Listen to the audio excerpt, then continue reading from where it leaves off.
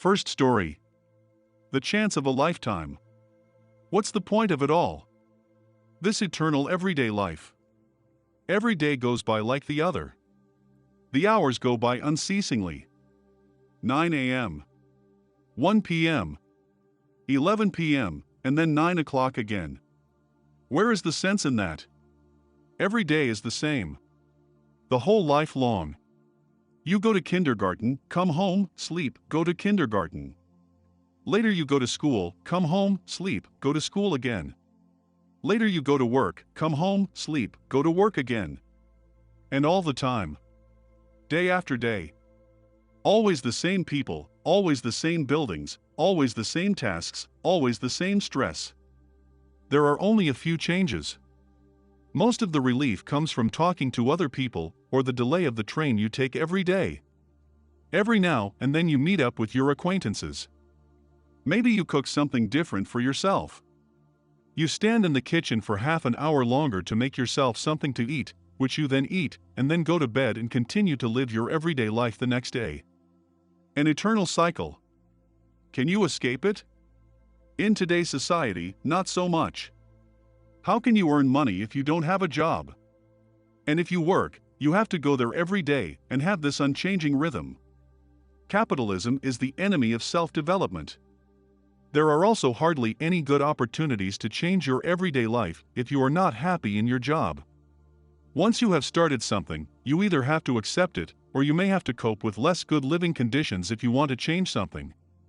Then again, this takes vast amounts of time, and you lose so much of what you have built up.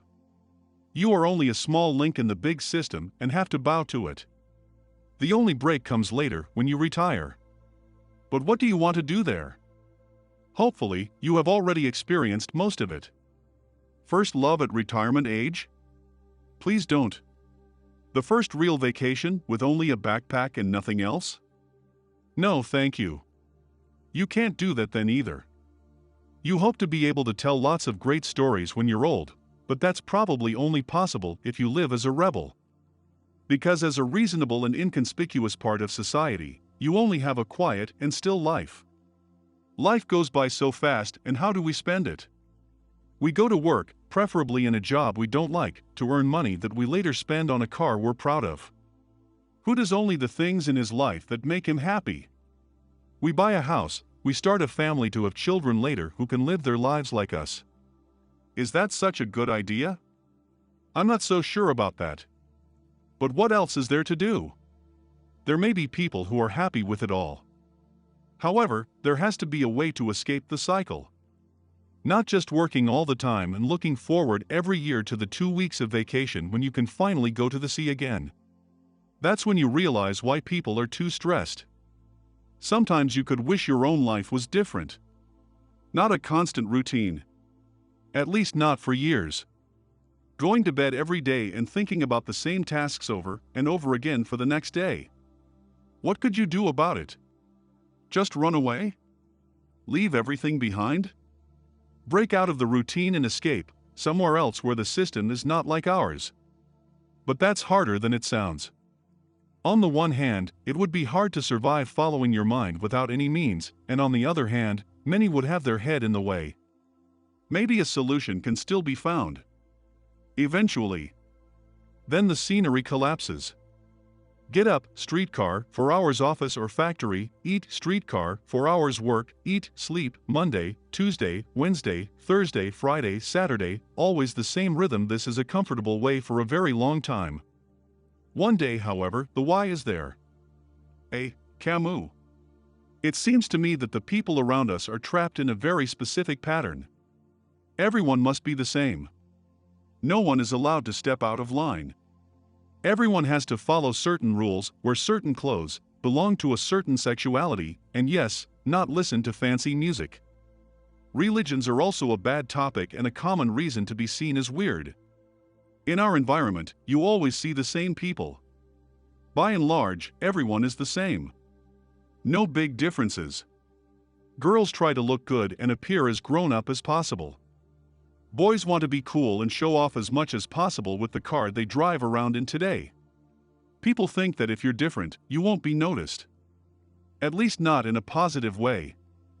Guys feel driven to be able to play some cool sport or drive a car or just not be a nerd in school as much as possible and show as little emotion as possible. That's cool. They can't have any weird, especially feminine, hobbies like singing or dancing. For girls, the same is true, just the other way around. Only if you look good and have the appropriate style, you will get attention. All those who look inconspicuous and are more reserved then feel directly worse because they think they will not be noticed. Prejudices. So many prejudices. Who said that these are the very values that society shows us are good? Maybe just this boy, who loves to sing for his life at home in his room, is a really nice and kind-hearted person. He ends up having fewer fears and is more confident, as well as more interesting, than the popular class clown who brags about his bad grades because it's funny for him. Maybe just this reserved girl, what doesn't stand out strongly, is actually totally psyched and funny at home and the most exciting person there is. Of course, you only notice this when you get close enough to her to show this side. That's the kind of person you're looking for rather than the football-playing guy who drives around in his mom's car and can be found at a different party every weekend. He may think he's cool. His friends think he's cool and therefore hang out with him. But how far does that get him? Or are we looking more for the Barbie wannabe who throws on a completely different outfit every day, doesn't have much on her mind, but has 167 different types of nail polish in her closet? Why is the outer appearance so important nowadays? Maybe it's always been that way, in one way or another. But why do so many people not look behind the scenes? If someone appears shy, that someone is immediately boring and uninteresting. Probably a nerd who would never break any rule. If someone has blue hair and wears many rings, maybe even piercings or tattoos, you'd rather not have anything to do with them. Who knows what he does in his spare time? In the end, he might even take drugs or be dangerous. Certainly not the right company. When you observe other people, you find out a lot about them. But by no means everything. You should not rely on the outward appearance, and yet so many do. Most of the time a very interesting person hides behind his curtains, where you would never have expected it. But do you open these curtains? We'd rather not.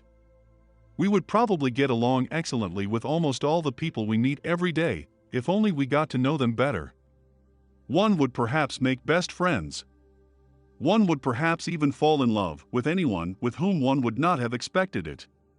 So much is lost when you only pay attention to appearances and therefore don't pay closer attention to people because you think you know them. You think you know them because you are in a class with them, for example. But do you really know them? Absolutely not. You see them every day. You hear them talk. You see them when they are afraid of a lecture, explaining school material to other people, or eating together with friends. But they are just normal, inconspicuous people, nothing special. They are certainly not interesting. One thinks. But so many are so different at home and to their friends. You shouldn't rely on your own thoughts and prejudices. Instead, you could look behind the scenes of people. Talk to someone more, just like that. Ask other people about their hobbies, maybe you'll find common ground. Maybe the shy girl isn't so boring after all, she's actually really cool, and has remarkable talents and good taste in music. She just needs a little more confidence to open up to someone. Maybe you can make friends and pursue hobbies together. Dancing together. Listen to music together. Just having fun together with these people you thought were very different. We should be happy that we can experience this happiness. This happiness of being happy. We should be happy when we can share a moment in our life with someone else. To experience a moment together without ulterior motives. Just feel the moment. And that with another human being. Each person exists only once on earth. Only once there is exactly this edition of a person, with this shine in the eyes, with this somewhat wild hair. It doesn't exist anywhere else, and it has never existed before, and it will never exist again. What kind of luck is it to have such a good relationship with just that person that you can just be happy? Just as you yourself are also a unique person. Isn't it a miracle that just these two meet and share just these moments and both are absorbed in it? There are so many different paths in life. On each path we encounter different challenges, different people, different paths we cross, different lives. Each path has its own little obstacles and its own little and beautiful moments which are worth walking for. But how do you find the right path for yourself? There are so many different ones, and the risk of straying from it by one teeny tiny action and going in a completely different direction is enormous. Many people are afraid to choose a path. What if you choose the wrong path? What if I choose this action now and then end up somewhere completely different, where I never wanted to go? What if my life goes much better if I make different choices? How is one ever supposed to make a decision like that? One is then faced with the same question each time, asking oneself over and over again, do I do it or do I not do it? Where will I end up if I dare to do it? You can't see into the future. Maybe that's exactly the problem. Many people don't follow their hearts because they can't see into the future and see what their decisions will bring them. They are too afraid of doing something wrong for that. There are many parallel universes, created by the wide variety of possibilities that open up in our future. Maybe everything is somehow predetermined, and we just have to decide which of the alternatives to choose. Do we go for this education? Maybe it will give us a good job, a secure family, a nice life in a city. A normal life. Is that what we want? Do we start our own business?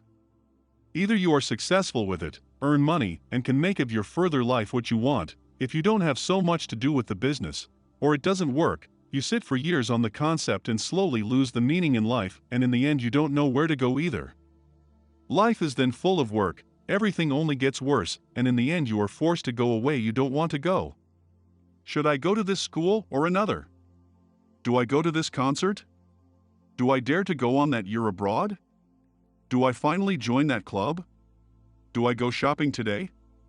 Every little decision changes our lives. Do we do it or not? Once done, there is no turning back. That's exactly why many people don't dare to act. What could happen? The fear is too great. Something wrong could happen. The world is one single miracle. Every single human being is a miracle. Every single tree, every leaf, every stone. If you look at things once in peace, just observe nature, observe other people, just think for yourself in peace, then you notice the miracle. But many don't notice it. We live in such a big world with so many possibilities. What stops us? What keeps us from committing to our greatest dreams? What stops someone from starting their own business? What's stopping someone from going to that one concert? What's stopping someone from getting that one education or moving or venturing abroad for that year? And most importantly, what's stopping us from going our own way, rethinking decisions, and at some point turning around and going on a completely different track after all? It is fear. Fear of the unknown. Fear of what might happen. But what if it is precisely when we do nothing that the bad things happen? Many think that nothing can happen if we do nothing. But that is precisely the problem. Sitting in an apartment all your life, with a secure education in your home country, then a lifetime of work, maybe a small family, only to die in your home country. This is probably true happiness for many. But how many live this life because they did not trust themselves with other possibilities? This one woman who absolutely wanted to go abroad all her life. Work there, live there, get to know people, see other cultures, simply absorb this other life and discover other sides of the world. Just let go. To think about what a small world home actually was. What a mirage of a small world. There is so much you can't see through the glass from inside. For that, you have to break out and open up to the impressions and to the truth that is in every little piece of the world. But this woman did not dare to do that. She constantly had to hear that she should first get an education, after that she could always travel. She did it while the longing in her heart grew stronger and stronger. After that, she had such a good chance of getting a job, which she doesn't always get so easily. You can't let that go for a short time abroad without security. The dream became more and more distant. Life passes you by faster than you think. No sooner do you postpone your dreams for a few short years than the next obstacle comes along and you postpone them further. The young woman who wanted to explore the world when she was 20 is soon to be 40, and has only had short vacations in which she didn't see much of the world. What did she see instead? The interior walls of her office and the frustrated face of her boss, who once again has problems with his family, has to sit in the office all day, and has no time left for himself. No dreams. No wishes. There is only work and the urge to earn money to provide for his young son, who wonders every evening why his father is so rarely home. What's the point? That's what you ask yourself sometimes. No matter where you look, you can see problems and questions. Why do business people never look happy? Sometimes the people who are happiest are the ones who have the least. They don't have to struggle with a lot of possessions, and don't have to think about how they're going to pay for the next cell phone. They have very little. Yet so much. They have each other. They have time. They may not have big gifts to give their kids for their birthdays, but they have a little cake with a candle and a tight hug and are there for the kids all day. They listen to them. They respond to them. They play with them. They talk to them. Talk. Many people seem to have forgotten that these days. To be open. Expressing one's wishes. Being nice to each other. Accepting others. Take care of each other. Do not reproach and spread hate. Just live and let live. If all people would keep these basic principles, the world would be helped a lot. Next story. What is justice? Normally, just about all of us can answer this question intuitively. Almost all people have a sense of justice, and even if they can't put it into words, they at least have a feeling that tells them what is right or wrong. Whatever you call this feeling, whether you say conscience, gut feeling or intuition, it is present in almost all people and subconsciously reports when you are in situations where you have to make decisions or observe other decisions. But where does this sense come from anyway? And is it the same in all people? One could answer that our moral behavior and sense of justice has been in our minds since birth, or even before, and only needs to be formed. However, another possible answer is that it develops only through upbringing, and as we grow up we learn values and norms with which our just behavior is also formed. Or is the source something else after all? It could also be that this intuition develops simply through living together in a society and through the interactions between different people, so that it is more of a habit and attitude through long, independent learning than pure imitation through the guidelines in upbringing. Something I'm sure everyone agrees on is the view that justice is not formed equally in everyone. Different people find different actions just in one is very rarely completely of the same opinion. This at least shows that justice is subjective, even if one has to meet certain standards to fit into one's society. But one can ask a much higher question. Does justice really exist? With such problems it is worthwhile to have a look at the nature, because there one sees what exists outside of the human being. But one cannot observe justice there. At least not to the extent that we do. Instead, there is only the pure course of things there. If an animal acts unjustly in nature according to our sense, then he is not considered unjust there, but it is simply accepted so. Animals do what is best for them, and if there are disadvantages for another animal, then that is the course of events. Then the one was not adapted enough and has to solve these problems. But there is no injustice. So according to nature, people who act unjustly would not be unjust, but at most antisocial, but it would simply be the course of life that there are better and worse adapted people, and one would have to cope with that. However, just about everyone would reject this view. Of course there is justice. Even if it cannot be defined and put into words exactly what it means, there is at least our intuition that shows us when something is fair or unfair. But it exists only within our societies and not in nature, which shows that it is a social construct created by humans. It doesn't exist in nature, at least not as pronounced, but it does with us, because we have acquired it ourselves by living together for a long time. If we were absolute lone warriors, then there would be no justice with us either. But why did this sense develop at all, and what is it good for? Already early in the course of evolution there were beginnings of our sense of justice. Someone who looked out for others and didn't exploit them for personal gain was highly respected and trustworthy. Instead, if one acted unjustly, one was ostracized from the group. So being fair, having compassion, and helping others ensured that you stayed in the group and survived with them. Even today, basic rules and fairness are necessary for people to live together. As soon as any justice is introduced, there are rules for it, which make sure that nobody follows only his own goals. Because without these rules, many would work against each other, and the weaker would have no chance. Without justice, only the strongest would always win, and there would be no trust and no support, neither in state or society nor in relationships with each other. That's a pretty pessimistic idea. What are basic types of justice? In fact, there are different views there, although one could also say that they all look at the same thing, just from a different angle. A little self-test of how one understands justice, and how one sees it is to imagine a group work in school.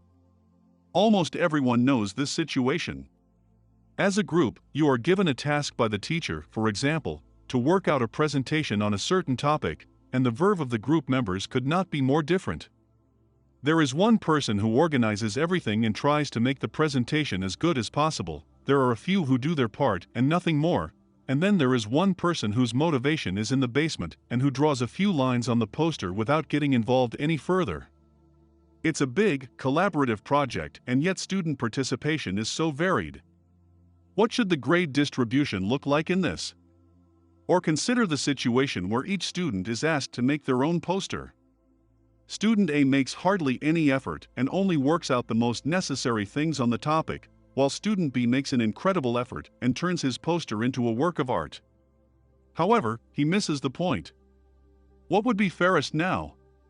Should student A be graded better because he at least stuck to the topic, or should we fall back on other values and grade student B better because he showed creativity and diligence? Even Aristotle and Plato were concerned with the types of justice in ancient Greece, long before our time. According to Plato, justice means adequacy or rightness. Everyone should get what he is entitled to and not more or less. Thus, everyone gets what he deserves according to objective criteria. Aristotle already distinguished justice in two ways. According to him, there was legality, that is, something is just if it conforms to the laws, and equality. The latter means that it is just to distribute everything equally among people as long as there is no reason against it. These reasons are not settled even today, as there is great inequality in many areas of the world, and there is hardly a level playing field for people to achieve anything. Many other later philosophers have also dealt with this, such as Thomas Nagel, who is quite famous with his thoughts. There is also justice as impartiality. This means that just decisions and judgments should be impartial and unbiased, and should be applied that way.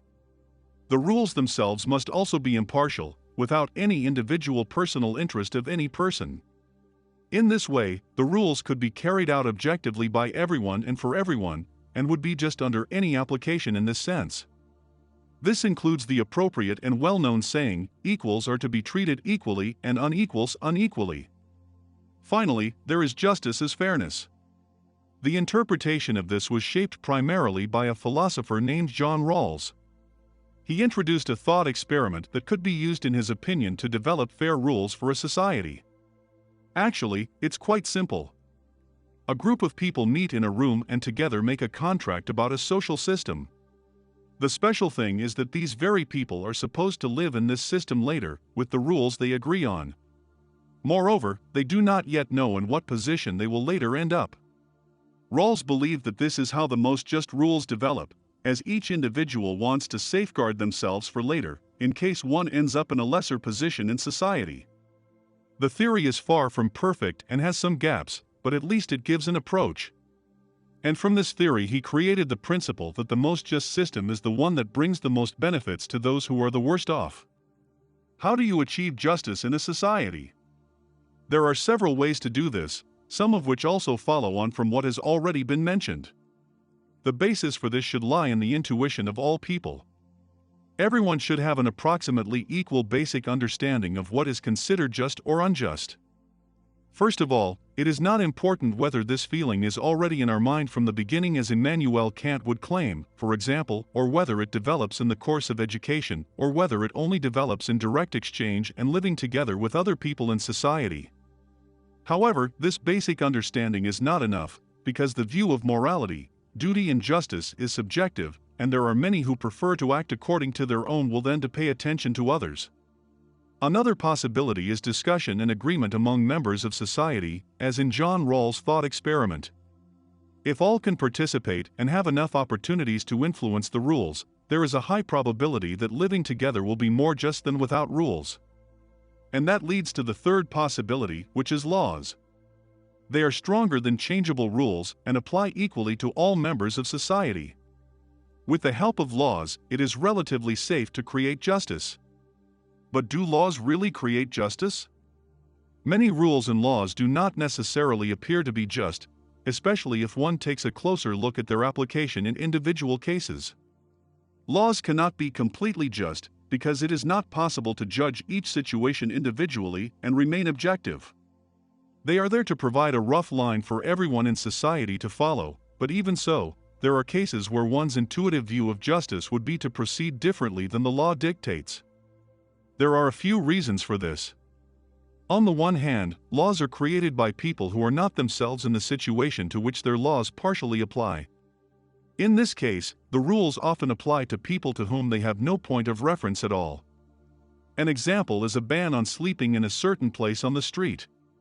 The people who impose this rule almost never end up in this situation, so such laws do not affect them at all, but apply to another part of society that they do not understand. Many laws do not fit all individual circumstances and contexts of an event, and therefore laws can be unjust. Often this injustice is not even perceived, but only decades later, when the laws are changed or when one sees the way of life of other people. Certainly, there is still enough in our laws and ways of life that will be changed in the future. And still laws give us justice. Even if the individual laws are not necessarily just, at least we are protected from arbitrariness. The state and the people can thus not simply decide what they want, but for all who are under the law, the same rules apply, and there is equality of opportunity. At least in this sense, our society lives justly. Next story. The world of feelings. The word emotion was the word for passion among the Greeks. The word emotion comes from the Latin word for to move. The German Gefühl originally comes from a translation from the French for feeling. So there are already some connections to other areas. And yet, all of these do not say exactly the same thing, although they share some of their origins. A few basic ideas about feelings are familiar to everyone. Every human being has the same feelings, and yet they are expressed differently in everyone, and everyone experiences and feels them quite differently. You can't put them into words and describe them. You can only perceive and feel them, and nothing can replace that. They sit mysteriously and hidden in our subconscious and guide us and our actions without ever being able to be discovered from the outside. What is the purpose of feelings? Fundamentally, we possess them because they help us survive. The fear of risky situations, the flight from danger, or the feeling of disgust at poisonous food have ensured that we are still alive today at all. In addition, positive emotions have also ensured that. Affection and compassion, for example, strengthen cohesion within one's own group or society and allowed one to adapt to the environment and one's comrades. Man is a social being, which means he needs other people, otherwise he would become lonely. For this reason alone, our feelings have evolved. When a person is in a bad way, it awakens empathy and compassion, maybe even the protective instinct, in others, and help is given. Laughter also strengthens group cohesion and shows comrades that they belong, although even in the distant past it was originally used as a threatening gesture. With the help of emotions we stay away from negative and dangerous situations and rather turn to positive situations that help us in our life, or simply in evolution, and are helpful for it. In this case, above all, our gut feeling often shows us where we belong before we even know it ourselves. In addition, feelings also help us to balance our inner chaos. When we are angry, we get loud, and when we are very sad, we have to cry. We even like to cry extra, for example when watching a sad movie, because it calms us down and relieves our inner tension. This makes us feel immediately better and more balanced afterwards. But how do feelings work in the first place? Let's take a brief excursion into the world of how feelings are created. And briefly means in this case really only a few sentences, because it would span the bout to look at it in more detail. The world of feelings is a world between hormones and electrical signals. Hormones, in particular, play a huge role. They are formed in different glands that are located in our body and each pursue different goals. They are, so to speak, the mediators between our nerve cells and between our organs, thus networking our insides so that we can react to our environment. And some of these hormones are responsible for our emotional world, such as the well-known happiness hormones serotonin and dopamine. When we lack hormones, our bodies can't function properly. It is the same with the happiness hormones. A lack of serotonin, for example, is often the reason for depression. This shows that they have a very big impact on our lives, which should not be underestimated. But pure neurology, that is, understanding hormones and nerve cells, their connection, and the effects on us is not enough. With that, we still actually have no concept of feelings. We know halfway what is happening inside us, but still we have not explained the feelings themselves. It's like when you bake a cake, and at the last moment, just when you're about to take it out of the oven, it's gone. We know some of the components and we know, at least halfway, what all happens in the body to make us feel something, and have a reaction, but the reaction itself is still a mystery. Neurology will never get to the point where it can actually describe feelings. But that is also not the task of neurology. It has already done its job well by discovering the processes in the body, and that is all that can be asked of it. They deal rather less with non-material topics. But to which field do feelings actually belong? Probably to psychology. And partly also to philosophy, because it deals with all areas. But what is the problem with feelings? First of all, the problem is that you can't describe feelings. No matter how many new words we come up with, it will never be enough. You can't replace quality with quantity. Feeling is unique and can only be felt, not explained. When you eat a piece of cake, you taste it. The taste is definitely there, and you can describe it, but the person sitting next to it without a piece of cake will never be able to understand what is happening inside the other person. This already shows another peculiarity of feelings. Namely, they are completely subjective. At least one can assume that, because one will never find out. No matter what experiments or discussions you come up with, you'll never be able to figure out if my joy feels the same as someone else's. Maybe another person has a lot more fire in them when they're angry, so they're more inclined to be aggressive. Maybe another person feels a completely different satisfaction when they eat their favorite food. Each individual feeling can manifest itself quite differently in different people.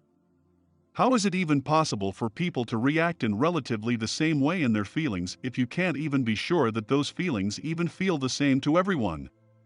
This question can be applied to other areas as well. What if each person saw colors very differently? For me, a certain table is brown, but who can prove that for another person it is not actually blue? We grow up and meanwhile give everything around us its terms. We learn that blue is blue and that brown is brown, but if you just adopt the terms from the beginning and call something blue, even though it is actually brown to you, you will never figure out that you see quite differently than the other person. It would just be a matter of habit. We're used to seeing our colors all our lives, so we don't question it because it's consistent with the perceptions of others. But the bottom line is that no matter what we do, we can't see through someone else's eyes. But these thoughts are just pure speculation because, as mentioned, we can do whatever we want, and we will never find out if it is just nonsense or not. But back to the topic. Do people at least react the same way when they feel the same kind of emotion as others? What does it depend on, anyway, how we react to something? First of all, it certainly depends on the impressions themselves. Among other things, what kind they are and how strongly they affect us.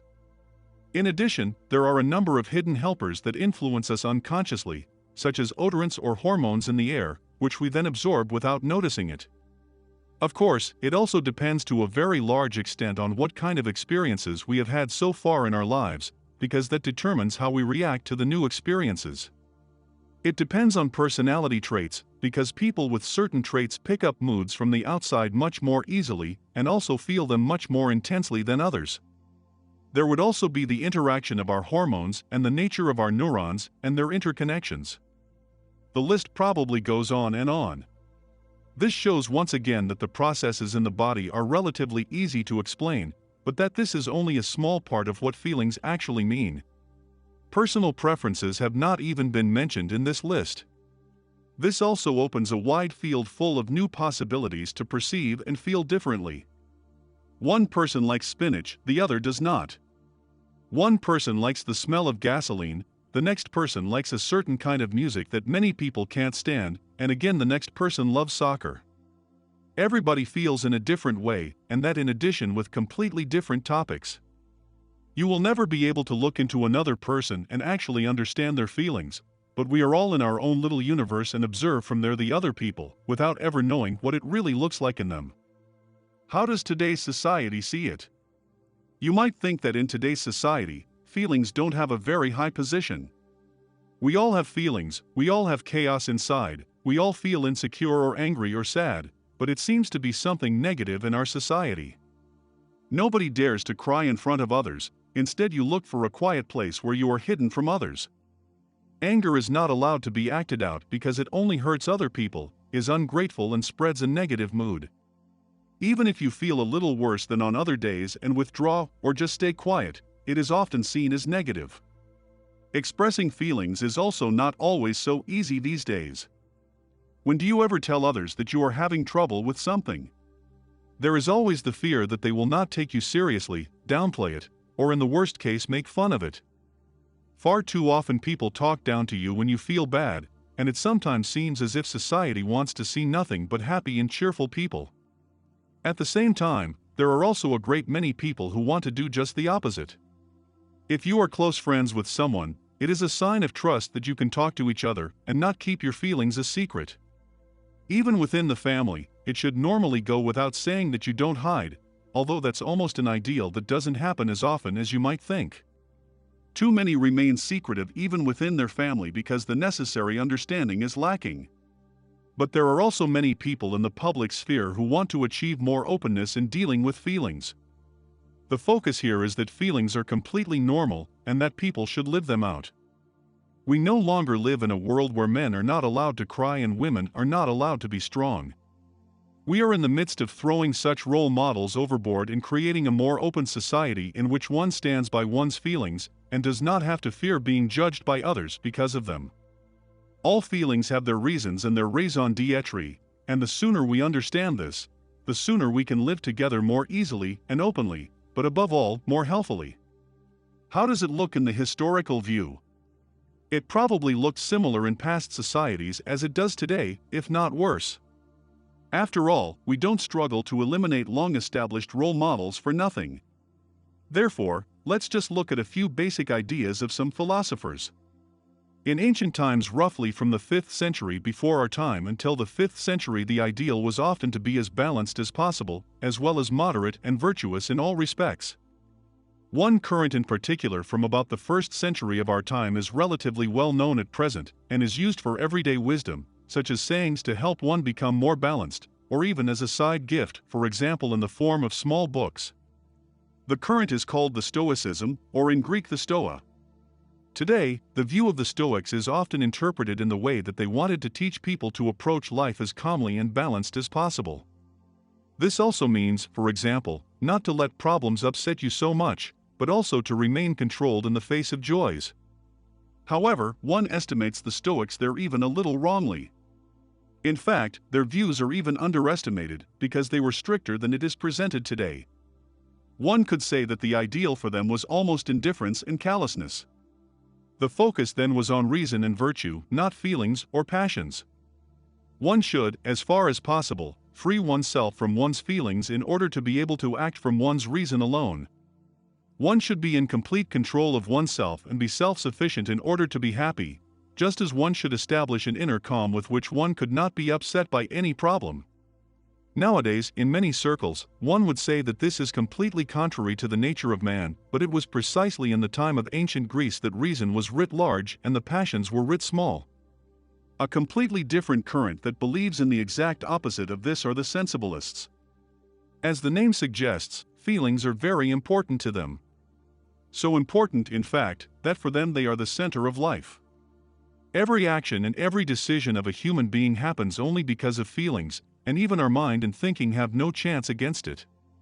Similarly, but not so strongly, see it also other philosophers, as for example David Hume. According to him, it is not our intellect that guides us, but our passions are the real reason for our actions and our will. So according to him, our passions guide us, and we don't have much of a chance to consciously influence that. These examples alone show that there have been very different views throughout history. And even today, there are still incredibly many different currents and individual thoughts and views that go in very different directions. In the final analysis, the question of what drives us in our innermost being and what place feelings have in all of this is also an unanswerable question. At least until now. Ever since the beginnings of philosophy, also in ancient Greece, but also in China, since about the 5th century before our time, the question of the nature of man and of what we are actually striving for at heart has always remained a question to which an answer has been sought in vain. Until today, philosophers deal with this concern, but up to now there were many different directions and ideas. However, one could also find criticism to each of these ideas. One will have to wait a very long time for an answer to this question if it is found at all once. Is there a struggle between the mind and the emotions? Often one hears that the mind and the feelings work against each other and do not get along with each other. The mind wants to be as rational as possible and make well-reasoned and moral decisions that, objectively, are best for the person in question. Meanwhile, the emotions are pure passions, focused on needs, urges, and desires, and always seem to point to whatever brings the most fun or pleasure to the person at the time. In this area, the mind has no place, just as it is the other way around. Classic examples that can be brought up from philosophy here are the categorical imperative according to Kant from the time of the Enlightenment in the 18th century, or the virtue ethics according to Aristotle from Greek antiquity. According to Kant, one should act purely out of a sense of duty, without any passions or desires. According to him, one acts right and good only if one decides out of duty before the law, and not because it seems attractive out of any feelings. In fact, according to him, actions are even no longer morally right as soon as any inclination is involved. Virtue ethics is also about controlling and restraining oneself. One should keep one's needs and passions down, eliminate one's dissolute feelings, and work only according to virtues. The virtues are the center of Aristotle's ethics and represent attitudes that a person should possess and also pursue, such as bravery or diligence, or social virtues, such as justice or friendship. But of course there are a lot of other views here as well. Many hold the view that our mind and our feelings are not opponents, but that they go hand in hand with each other. Only our feelings make us act at all, because nobody moves out of a pure sense of duty. It was recognized early on that people have to want something before they should do it. If one has no reason to do something, then one will not do it. And just these reasons are very strongly connected with our feelings. Only from this realization that people need an inner drive and a reason to act, the question has developed at all, what people actually strive for and what they want to achieve in the end. And on the basis of this question, many attempts have been made to establish a morality that is supposed to tell us how man naturally acts in the right way. But so far it has not been completely successful. This whole way of thinking is based on the fact that feelings drive our actions and decisions. They also tell our minds what is right and wrong. We evaluate our experiences purely with the help of our feelings. The mind alone cannot divide anything into good or bad, but it sees everything from an objective perspective. That is why we need the feelings for this. Many people also swear by their gut feeling instead of relying on their mind.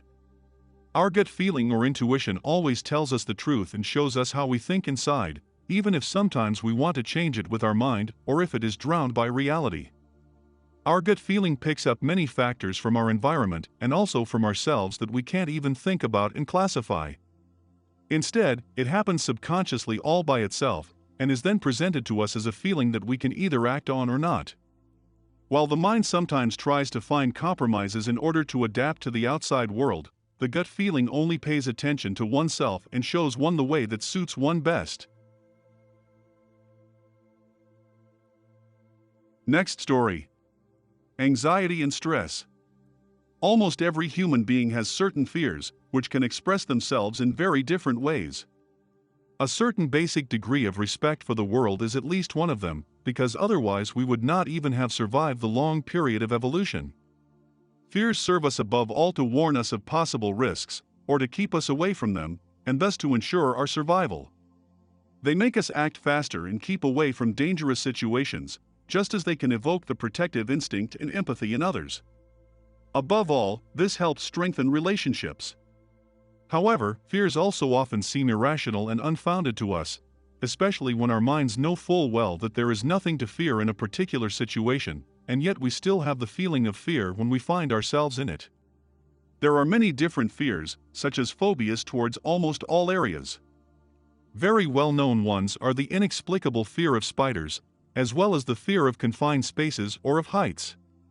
But there are tons more which are less known, like the social phobia of other people, the fear of certain genders, of high buildings, or of holes. Yet most of the time you don't know why they arose in the first place. It's almost as if they suddenly appeared at some point, and there's nothing you can do about them with your rational thoughts that tell you there's nothing to fear. Many of the fears that individuals have developed from experiences they have had, or perhaps because they picked them up from other people, such as family members. Traumas are also fears that develop from certain experiences. For example, if you have been in a very serious car accident, you may not dare to get into a car again because you constantly associate it with the past and fear that something could happen again. Apart from fears that arise subconsciously from experiences made, there is also the possibility to train fears to oneself or to others. Ethically, of course, this is problematic, which is why it is deliberately not used, but there have been some studies that have looked at this in the past. One way of doing this is what is called classical conditioning. Imagine walking along a certain little intersection every day and every time someone scares you. However, he does it so thoughtfully that he changes it a little bit each time, so you really do get scared all the time because you can't prepare for it. It could be that at some point you'd prefer to avoid that path. And if you should walk along there again, probably subconsciously an unpleasant and unsafe feeling will already arise, because you know exactly that something unexpected is coming. The same can be applied to very many other situations, and you can have both good and negative consequences in mind as the goal. This means that conditioning can also be used, for example, in education, specifically with good situations, so that you feel good about a certain accompanying thing in the long term and see it positively. In addition, of course, there are fears that are not fears at all. It is common for a person to be described as anxious even though they are just quiet or attentive. In the same way, a person can, for example, simply be highly sensitive and absorb the information of the environment very strongly, so that she needs a longer time to get used to new areas and people. This can also manifest itself in reticence, but a real fear is therefore not. Only when such persons overstep their boundaries too often and have to adapt, even though they are not yet ready, can a fear develop from this, but this then does not have its cause in the person himself, but simply in the environment in which he has lived. In his opinion, the psychologist Sigmund Freud divided fears into three categories, which can also be linked to his depth psychological model, the instance model. The first is reality anxiety. Here one is afraid of the environment, especially of punishment, reproaches, and other consequences of reality. According to this, one then directs one's entire behavior. The second is neurotic fear. In this case, one is controlled by one's drives and desires, and from this arises behavior that one performs only out of compulsion, because one cannot defend oneself against it with one's mind. And the third is the fear of conscience. One is afraid of remorse and guilt and fears that one will not live up to the ideal image of oneself. In doing so, one acts primarily according to one's intellect and leaves no room for one's desires and needs. There are many other classifications of our fears apart from this model, and as is the case with non-observable subjects, there is no best and worst to distinguish between them. Something that is strongly associated with anxiety, and largely triggered by anxiety in the first place, is familiar to just about everyone. It is stress. Stress is our companion that comes up in difficult situations and makes our lives difficult. But it is not only negative, it also has many positive sides. But what is it anyway from a scientific perspective? Stress is a burdensome condition that is limited in time. It is triggered by situations or demands that one thinks will be difficult or even impossible to cope with, and the consequences seem very threatening. There is good stress, which provides a burden, but you can adapt to this burden and develop as a result. This includes hobbies, for example. However, there is also bad stress, which is always burdensome, unpleasant and threatening, and to which the person cannot adapt. A classic example is being overwhelmed at work. When we are stressed, something happens in our whole body. Warning and pessimistic thoughts arise in our head, one has less concentration, thinks slower, and there is chaos or, depending on the person, complete silence. We also become nervous and unsettled, and some people may become angry. Different hormones move through us and activate different areas that cause the reaction to the stress. And this has both short-term and long-term consequences. Physically, we feel enough of the stress as well. We may start shaking or stuttering, we may get warm and our heart may start beating faster, just as there might be a sinking feeling in our stomach or our breathing may become faster. In the short term, it mainly benefits us. Stress can help us in difficult situations because the adrenaline causes us to have a flight or fight response. You have more energy and are quicker to respond to the situation as best you can. However, it can also be unpleasant, such as when you are in an exam and there is sudden silence in your mind. In itself, however, there are no serious consequences to having stress for only a short time. It is different with stress that you are subjected to for a long time, because it also has long-term effects that you should rather avoid, such as less concentration, harder learning, physical problems, or a greater susceptibility to infections. Therefore, it is always advisable to think of ways to escape or even overcome stress and anxiety. But how can you overcome such things in the first place? The first clue is aids that one gets from one's own person or from one's environment. Personal resources are one's own characteristics, such as the ability to criticize, perseverance, patience, intelligence, or judgment. With these, one can often solve one's problems, even if the problems seem almost overwhelming to many people at the first moment. But if one's own resources are not enough, one still has one's social environment from which one can draw help.